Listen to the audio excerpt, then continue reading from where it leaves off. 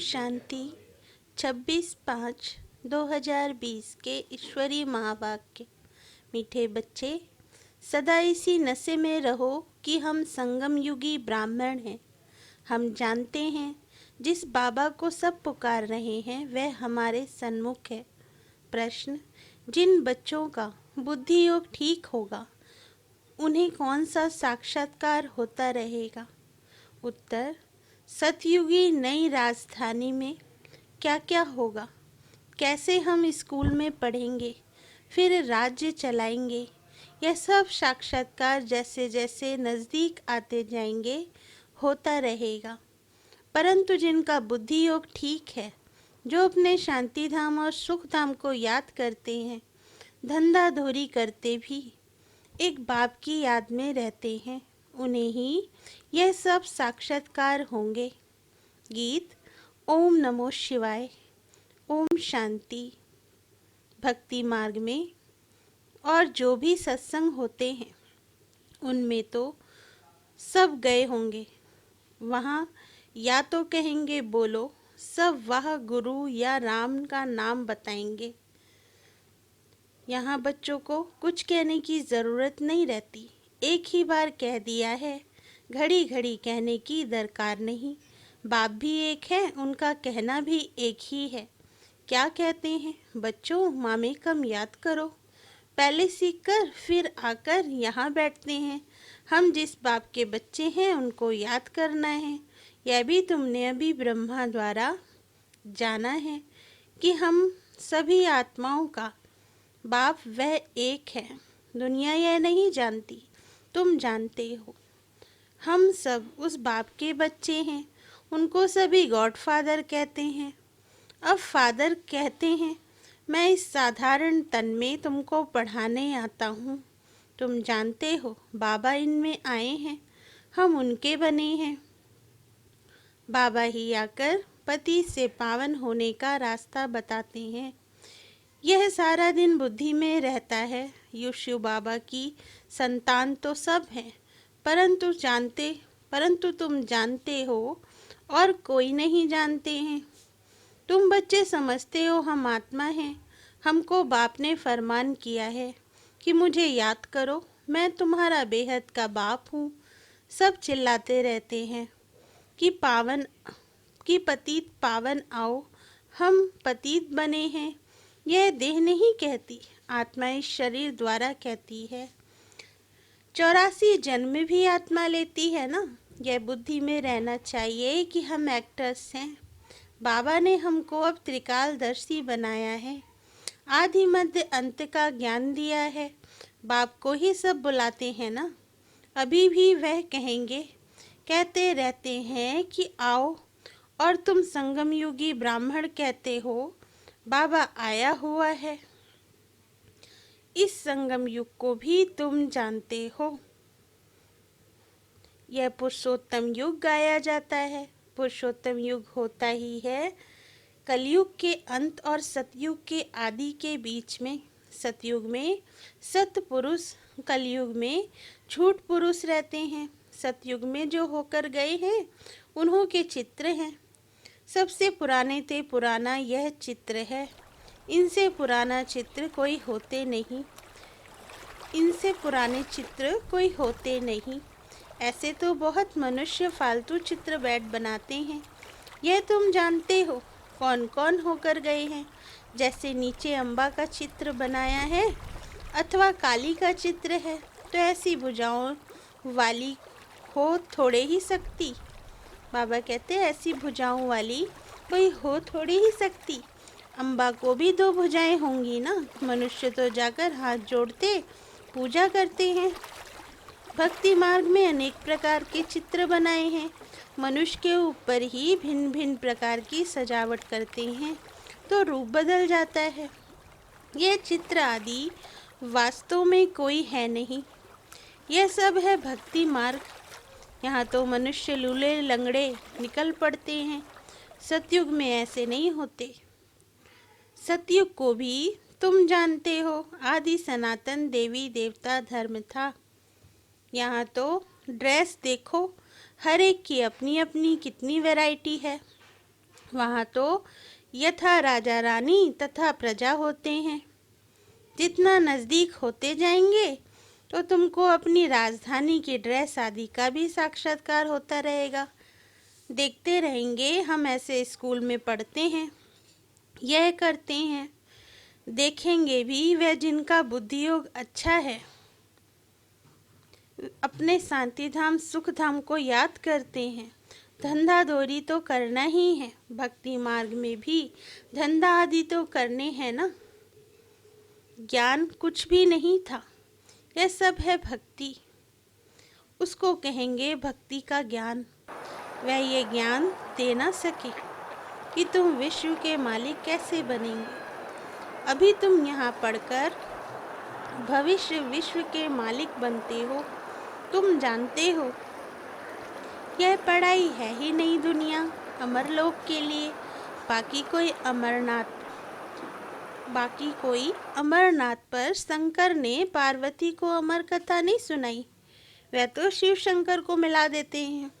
अभी बाप तुम बच्चों को समझा रहे हैं, यह भी सुनते हैं। बाप बिगैर सृष्टि के आदि मध्य अंत का राज कौन समझा सकेंगे। यह कोई साधु संत आदि नहीं है। जैसे तुम गृहस्थ व्यवहार में रहते थे, वैसे यह भी ड्रेस आदि सब वही है। जैसे घर में माँ बाप बच्चे होते हैं, फर्क कुछ नहीं है। बाप इस रथ पर सवार हो आते हैं बच्चों के पास। यह भाग्यशाली रथ गाया जाता है। कभी बैल पर सवारी भी दिखाते हैं। मनुष्यों ने उल्टा समझ लिया है। मंदिर में कभी बैल हो सकता है क्या? कृष्ण तो है प्रिंस, वह थोड़े ही बैल पर बैठेंगे। भक्ति मार्ग में मनुष्य बहुत मूंझे हुए हैं। मनुष्यों को है भक्ति मार्ग का नशा, तुमको है ज्ञान मार्ग का नशा। तुम कहते हो इस संगम पर बाबा हमको पढ़ा रहे हैं। तुम हो इस दुनिया में, परंतु बुद्धि से जानते हो हम ब्राह्मण संगम युग पर हैं। बाकी सब मनुष्य कलयुग में हैं। यह अनुभव की बातें हैं। बुद्धि कहती है हम कलयुग से अब निकल आए हैं, बाबा आया हुआ है। यह पुरानी दुनिया ही बदलने वाली है। यह तुम्हारी बुद्धि में है और कोई नहीं जानते। भले एक ही घर में रहने वाले हैं, एक ही परिवार के हैं, उसमें भी बाप कहेगा हम संगम युगी हैं, बच्चा कहेगा नहीं हम कलयुग में हैं। वंडर है ना। बच्चे जानते हैं हमारी पढ़ाई पूरी होगी तो विनाश होगा, विनाश होना जरूरी है। तुम्हारे में भी कोई जानते हैं, अगर यह समझें दुनिया विनाश होनी है तो दुनिया के लिए तैयारी में लग जाएं। बैगेज तैयार कर लें, बाकी थोड़ा समय है, बाबा के तो बन जाएं। भूख मरेंगे तो भी पहले बाबा फिर बच्चे। यह तो बाबा का भंडारा है। बाबा कहते बैगेज तो तैयार कर ले, बाकी समय है, बाकी थोड़ा समय है, बाबा के तो बन जाएं। भूख मरेंगे तो भी पहले बाबा फिर बच्चे। यह तो बाबा का भंडारा है। तुम शिव बाबा के भंडारे से खाते हो। ब्राह्मण भोजन बनाते हैं, इसलिए ब्रह्मा भोजन कहा जाता है।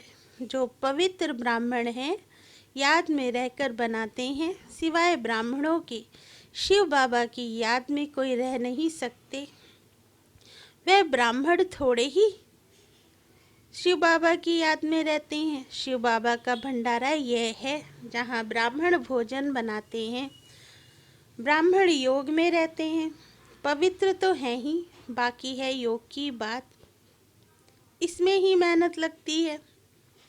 गपोड़ा चल ना सके, ऐसे कोई कह ना सके कि मैं संपूर्ण योग में हूँ, वह 80% योग में हूँ।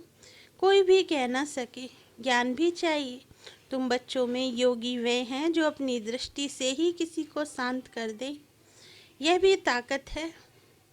एकदम सन्नाटा हो जाएगा जब तुम अशरीरी बन जाते हो, फिर बाप की याद में रहते हो तो यही सच्ची याद है।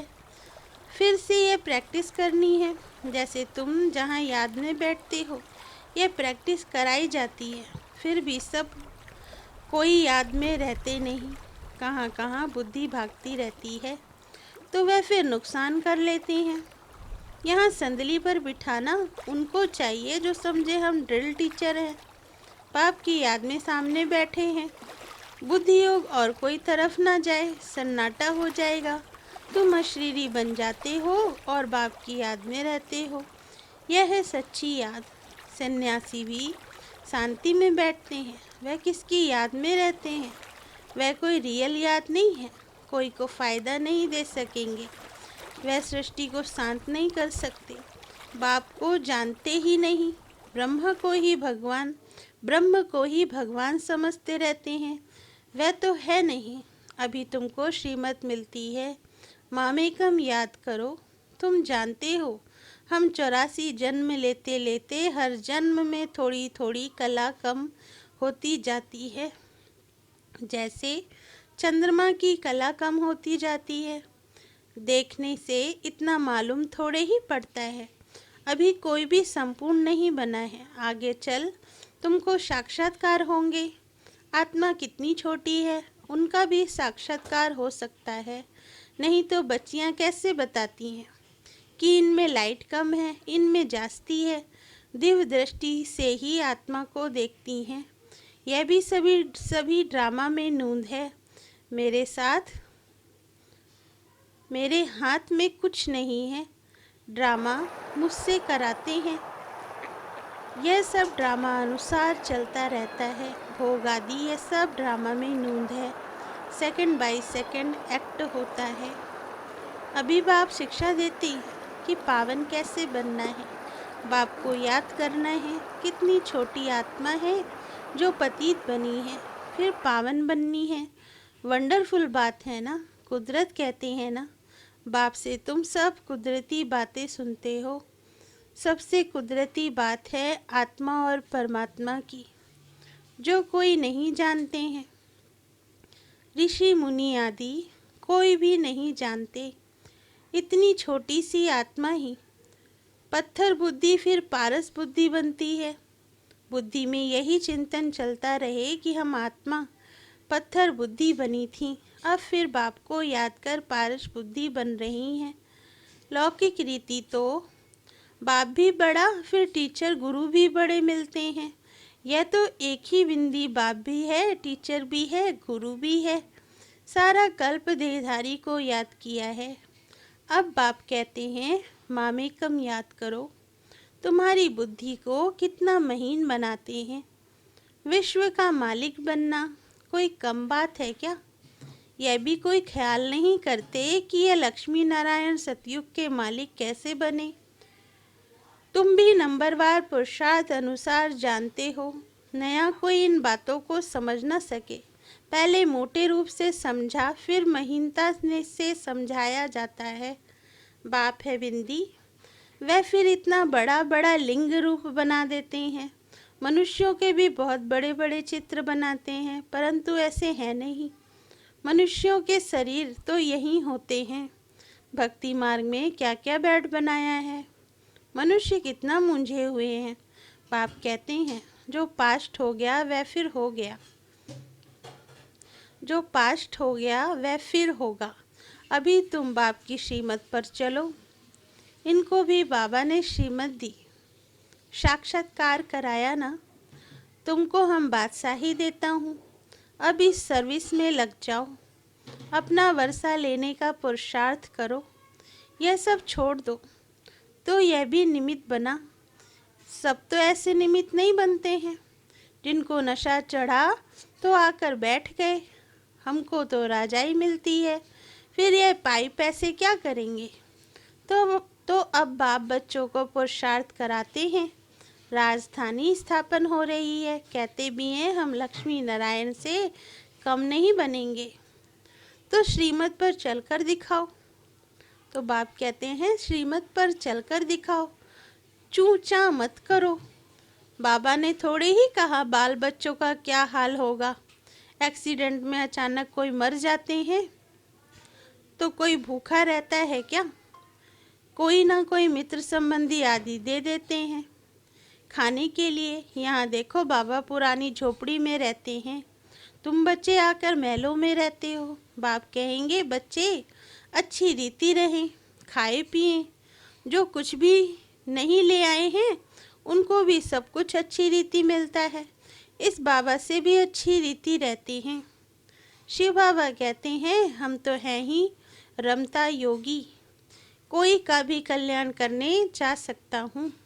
जो ज्ञानी बच्चे हैं वे कभी साक्षात्कार आदि की बातों में खुश नहीं होंगे, सिवाय योग के और कुछ भी नहीं। इन साक्षात्कार की बातों में खुश नहीं होना। अच्छा, मीठे मीठे सिकिल दे बच्चों प्रति माता पिता बाप दादा का याद प्यार और गुड मॉर्निंग। रूहानी बाप की रूहानी बच्चों को नमस्ते। धारणा के लिए मुख्य सार। पहला पॉइंट, योग की स्थिति। योग की ऐसी स्थिति बनानी है जो दृष्टि से ही किसी को शांत कर दे, एकदम सन्नाटा हो जाए। इसके लिए अशरीरी बनने का अभ्यास करना है। दूसरा पॉइंट, ज्ञान के सच्चे नशे में रहने के लिए याद रहे कि हम संगम युगी हैं। अब ये पुरानी दुनिया बदलने वाली है, हम अपने घर जा रहे हैं। श्रीमत पर सदा चलते रहना है, चूचा नहीं करनी है। वरदान, लक्ष्य के प्रमाण लक्षण के बैलेंस की कला द्वारा चढ़ती कला का अनुभव करने वाले बाप समान संपन्न भव। वरदान का सार, बच्चों में विश्व कल्याण की कामना भी है तो बाप समान बनने की श्रेष्ठ इच्छा भी है, लेकिन लक्ष्य के प्रमाण जो लक्षण स्वयं को व सर्व को दिखाई दे उसमें अंतर है। इसलिए बैलेंस करने की कला चढ़ती कला में लाकर इस अंतर को मिटाओ। संकल्प है, लेकिन दृढ़ता संपन्न संकल्प हो तो बाप समान संपन्न बनने का वरदान प्राप्त हो जाएगा। अभी जो स्वदर्शन और प्रदर्शन दोनों चक्र घूमते हैं, व्यर्थ बातों के जो त्रिकालदर्शी बन जाते हो, इसका परिवर्तन कर स्वचिंतक स्वदर्शन चक्रधारी बनो।